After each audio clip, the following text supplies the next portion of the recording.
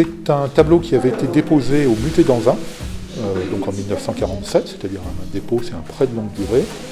Et en 2015, la mairie d'Anzin a confié à la CAPH la gestion des collections de son musée. La ville de Saint-Amand a accepté de récupérer ces œuvres. Et nous, on a fait notre travail à la CAPH de gestionnaire des collections.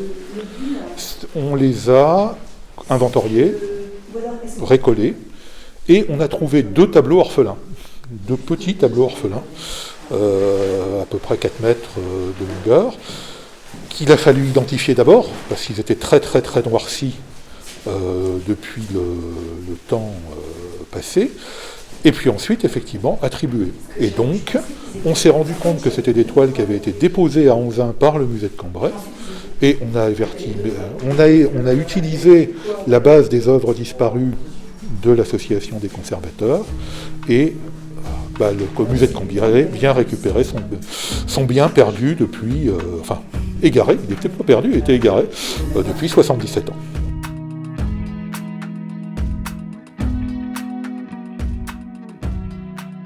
On peut voir ses œuvres dans l'église de Solesmes, où il a peint le chemin de croix, et dans la mairie de Solesmes, et quelques-unes de ses œuvres au musée de Cambrai, mais aussi au musée de Rio de Janeiro. Enfin, il a des œuvres qui sont vraiment parties dans l'ensemble du monde, parce que c'est un peintre qui a eu énormément de succès en son temps.